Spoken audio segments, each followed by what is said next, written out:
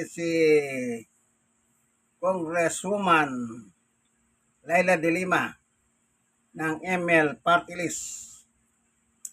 Yung mga ebidensyang kinuha nila na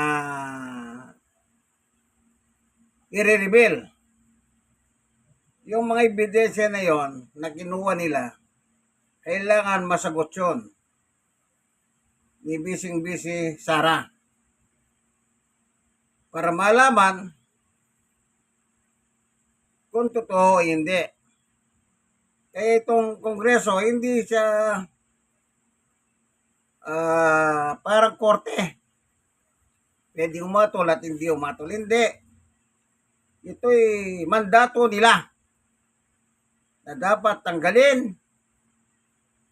Ang dapat tanggalin sa pamamagitan ng impeachment ang sino man nakaupo sa gobyerno mula sa presidente hanggang sa ibaba. Basta impeachable sila. Yan ang batas o kamay ng batas para sila alisin. Hindi sila kriminal.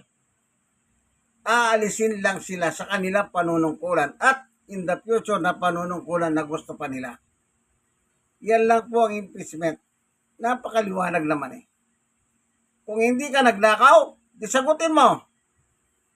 Pero pag nagnakaw ka, edi mag-resign ka.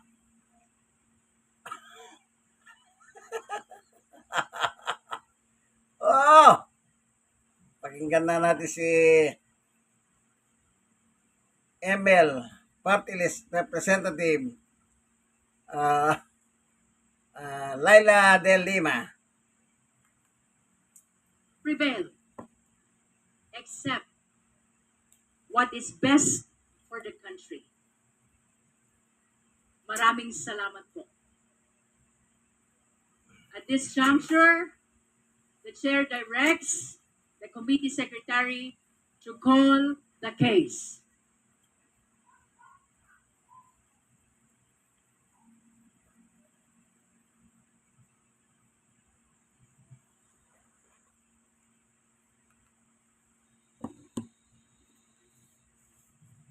Hearing on the impeachment complaints against Vice President Sara C. Duterte, filed by Reverend Father Joel Saballa et al. And endorsed by Congressman Laila de Lima, and filed by Attorney Nathaniel G. Cabrera and endorsed by Representatives Benvenido Abante and Francisco Paulo Ortega V. Thank you, Comsec. At this point, we would like to recognize the Honorable Laila de Lima, the endorser of the third impeachment complaint, otherwise known as the Saballa et al. Impeachment complaint, for her manifestation. Maraming salamat po, Madam Chair. Madam Chair, distinguished colleagues, it's ating mga kababayan. Magandang umaga po. We are anchoring today's clarificatory hearing not on mere speculation, but on two verified complaints, the Saballa et al. And the Cabrera complaint, both duly filed, endorsed, and found by this committee to be sufficient in form, substance, and in grounds. Ibig sabihin po, hindi ito basta-bastang paratang dahil ang mga complaints na ito ay dumaan sa itinakdang proseso at nakitaan ng sapat na batayan upang dinggin ng committee ito at umabot sa stage na ito, which is the clarificatory hearing to determine probable cause. At sa puntong ito, hindi na po natin maaaring isang tabi ang mga aligasyon bilang haka-haka lamang. Hindi po ito gawa-gawa. Hindi po ito political harassment. Ito ay mga aligasyong may kalakip na ebidensya na nararapat suriin. At dito po papasok ang panunumpa ng isang lingkod bayan. Noong 2022, noong siya ay mahalal bilang pangalawang Pangulo, the Vice President swore that she will faithfully and conscientiously fulfill her duties as Vice President of the Philippines, preserve and defend the Constitution, execute its laws, do justice to every man, and consecrate herself to the service of the nation. Panunumpang ito ay hindi seremonya lamang. Ito ay malinaw na panata ng katapatan, integridad at pananagutan sa sambayanan. The complaints before us are grounded on documents, audit findings, and a discernible pattern of transactions that raise serious constitutional questions. Malinaw ang focus natin sa unang bahagi ng pagdinig na ito, to shed light on the use or abuse of confidential funds. Ayon sa Sabalia et al. Complaint, may isang malinaw na narrative, a sequence of acts that taken together point to the possible misuse and abuse of confidential funds by the Office of the Vice President and the Department of Education kung saan siya ay nagsilbing kalihim. Hindi po iisang disbursement lamang ang ating pinag-uusapan. Hindi ito isolated incident lamang, kundi sunod at magkakaugnay ng mga transaksyon na kailangan siyasatin ng masusi. In particular, in paragraphs 22 to 71 and 142 to 255 of the Sabalia et al. Complaint, nakasaad ang mga ultimate facts tungkol sa maling paggamit ng confidential funds ng Office of the President. Sa paragraph 72 to 91 and 256 to 267 of the Sabalia Complaint naman po nakalahad mga ultimate facts tungkol sa maling paggamit ng confidential funds ng Department of Education. Halimbawa po, sa paragraphs 198 to 204 of the Sabalia Complaint, inilahad na sa loob lamang ng mga araw mula December 13 hanggang December 31, 2022, mahigit 100 confidential activities ang sinasabing pinondohan at nagresulta sa aktual na paglabas ng confidential funds. Particular, Madam Chair, on December 23, 2022, more than 100 recipients allegedly got a total amount exceeding 15 million pesos. At kinabukasan, December 24, 2022, 40 recipients ang sinasabing tumanggap naman ng mahigit 5 million pesos. Ayon din sa complaint, ang mga disbursement na ito ay hindi suportado ng sapat at kapanipaniwalang ebidensya na magpapatuloy ng mga aktibidad na pinondohan ay tunay na nangyari. Kapag pinagsama-sama ang mga ito at iba pang mga aligasyon sa complaint, ang mga sunod-sunod na transaksyon na may malalaking halaga, ang paggamit ng mga pangalang hindi mapatunayan o kaduda-duda, the fictitious or unverifiable identities, at kakulangan ng ebidensya ng proper disbursement in accordance with established guidelines, what emerges is not a simple irregularity, but a pattern that raises serious questions not only on the use, but more importantly on the possible misuse and abuse of public funds. In relation to these ultimate facts, Madam Chair, there are certain matters which we need to clarify from the invited resource persons relating to how VP Duterte, in conspiracy with Special Disbursement Officer Gina Acosta, Colonel Dennis Nolasco, Colonel Dante Lachica, and Ramil Madriaga, among others, committed a series of acts of malversation and a pattern of violations of relevant regulations pertinent to the use, disbursement, and liquidation of confidential funds. Kaya naman po, natin inimbitahan ang mga resource persons natin ngayong araw. Una, inimbitahan po natin si Attorney Cynthia Pantonal, the Notary Public, who notarized the affidavit dated November 29, 2025 of Mr. Ramil Madriaga to present and identify the duly notarized affidavit of Mr. Madriaga attached as Annex A of both the Sabalia et al. And the Cabrera complaints. Pangalawa, si Mr. Ramil Madriaga mismo, kaugnay sa kanyang affidavit as Annex A of both complaints. Pangatlo, si Ms. Marivic Pareja, ang Archives Custodian ng House of Representatives, who was requested to bring videos and transcripts pertaining to the hearings conducted by the House Committee on Good Government and Public Accountability. Pang-apat, representatives of the National Bureau of Investigation questioned Documents Division in relation to their previous examination of acknowledgement receipts used for the liquidation of confidential funds.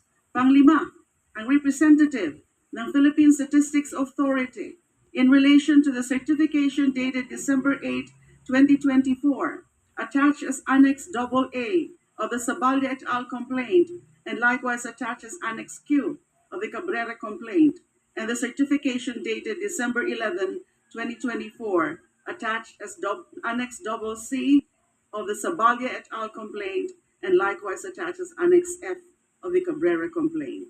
Pang-anim, si Attorney Gloria Camora, ang team leader ng Intelligence and Confidential Funds Audit Office ng Commission on Audit or COA or ICFAO in relation to the submissions of OVP and DepEd to the COA relative to the use of confidential funds. Naimbitahan din po si Attorney Michael Wesley Powa, who according to paragraph 269 of the Sabalia et al. Complaint testified before the House Committee on Good Government and Public Accountability that he had previously received envelopes directly from Vice President Sara Duterte. He is also the signatory to the Department of Education's reply to the Audit Observation Memorandum number 2024-015 dated February 1, 2024, submitted to the COA on 17 April 2024, attached as Annex Q to the Sabalia complaint.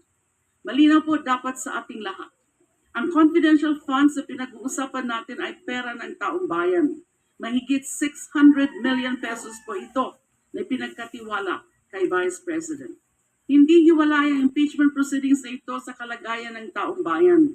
Magkaugnay po ito because this is the people. So maliwanag po, no? Pera ng taong bayan. Pera ng mga taxpayers. Sako sa taxpayer. Yung kumain ka sa food chain, merong buwis yun. Hindi yan ang pinag-uusapan dito. Ang pinag-uusapan, yung earner mo. Diba, nag-empleyado ka. Yung sweldo mo, merong buwis yan. Kaya kung totoo kang taxpayer, talagang masakit para sa iyo. Kasi yung binabayad mo sa gobyerno para gamitin ng gobyerno sa pagunlad, bagi ka sa pagunlad, babayad kang bis, mababalitaan mo, lulustayin lang ng ganun-ganun na lang. Ngayon, yung hindi nasasaktan dyan, walang pakiramdam yan. Pero ako bilang isang buwis nagbabayad, meron akong pakiramdam. Eh di sana hindi na lang tayo nagbayad ng buwis kung gano'n rin lang pala. Bawa, wag nang lilitisin, alamin. Eh di tanggalin na lang yung pagbabayad ng buwis. Bahala na lang, magnakaw ang gusto nila. Alisin yung batas. Pero hindi eh. Maging sa Diyos man po ang nakalagay, magbayad tayo ng buwis sa gobyerno. O kunin ko yung Bible Roma 13:1.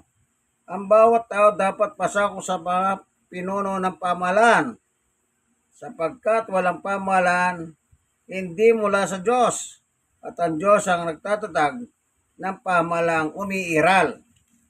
Dito po sa verse 5 and 6, ganito naman ang nakalagay. Opo. Ayan, babasahin ko pa rin.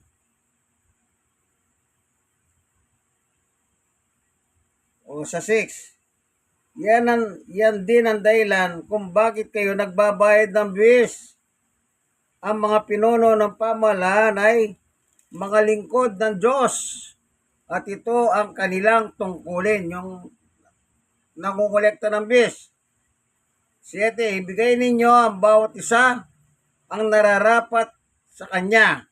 Magbayad kayo ng buwis, magbayad kayo sa mga dapat bayaran at magbigay kayo ng buwis na dapat buwisan. Igalang ninyo ang dapat igalang at parangalan ninyo ang dapat parangalan.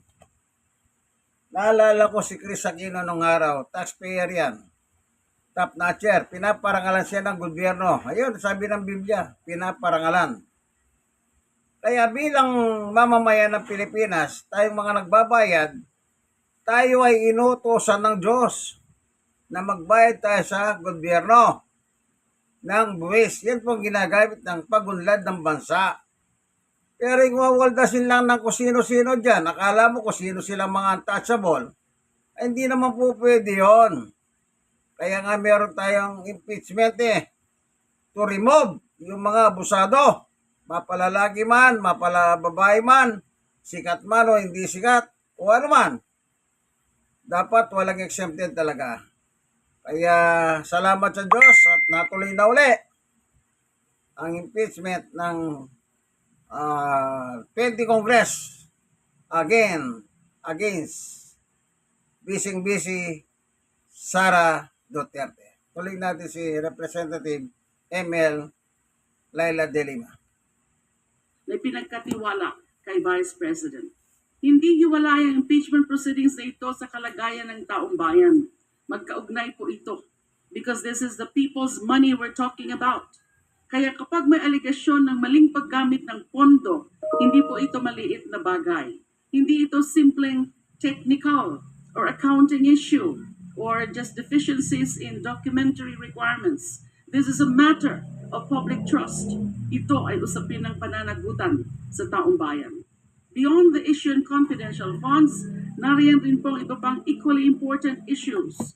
Nariyan po ang ultimate facts on bribery as explained in paragraphs 92 to 99 and 268 to 280 of the Sabalia et al. Complaint.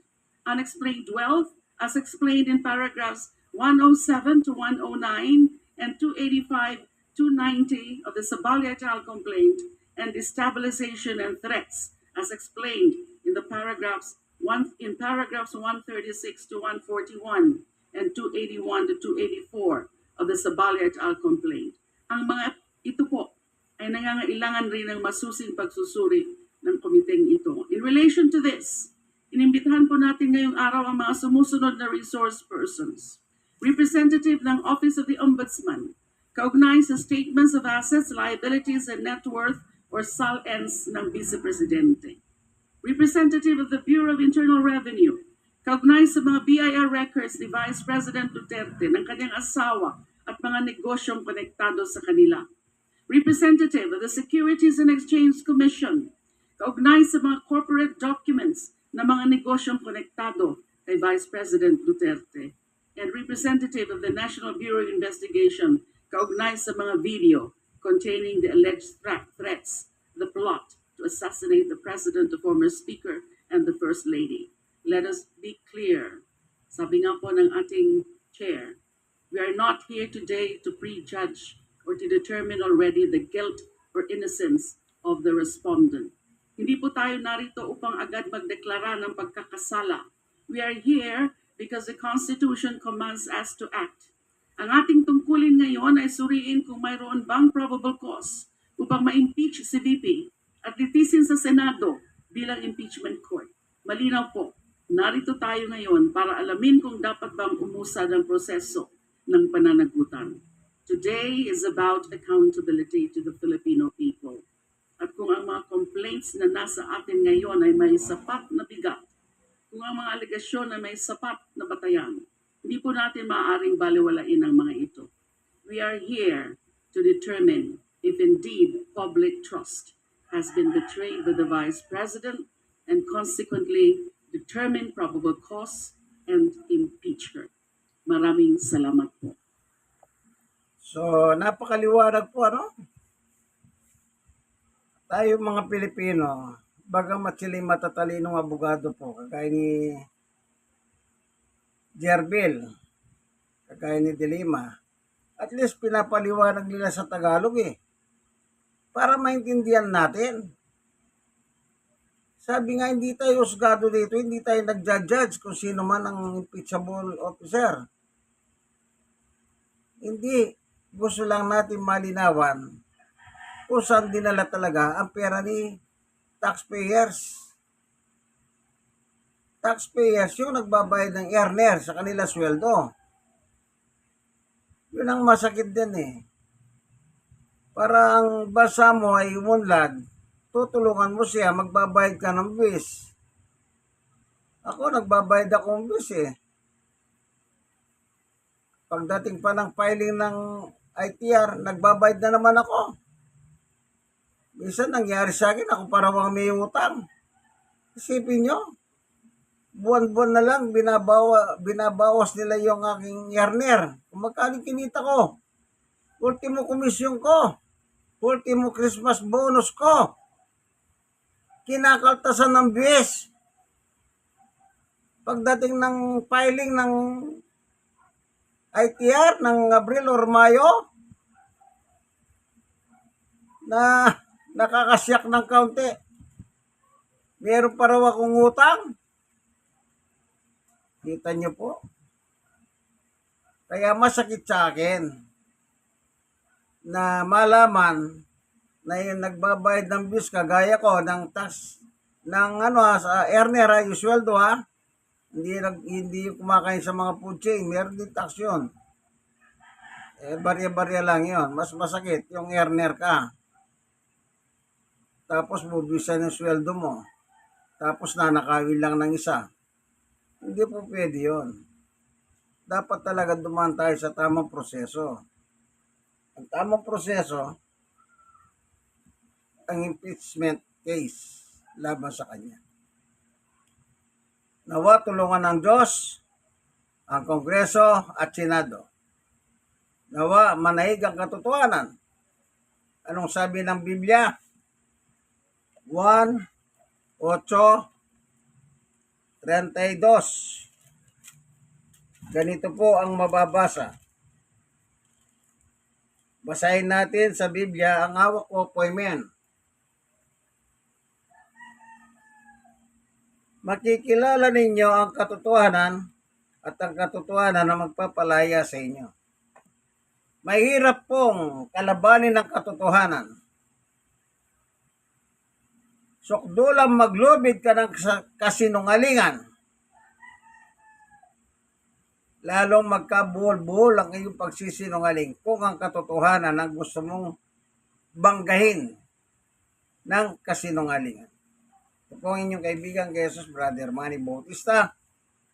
Lagi po natin ipagdasal ang ating bansa, lalo na pabigat ang problema dahil sa nangyayaring digmaan sa ibang bansa. Dahil sa mga langis na kinukuha natin ay pawang imported. Wala tayong kakayahan na mag-produce ng langis dito sa ating bansa. Mag-pray lang po tayo, nawa tulungan tayo ng Diyos sa pangalan ni Jesus. Okay? God bless po sa inyo lahat. Inyong kaibigan Jesus, Brother Manny Bautista. In Christ alone. Amen!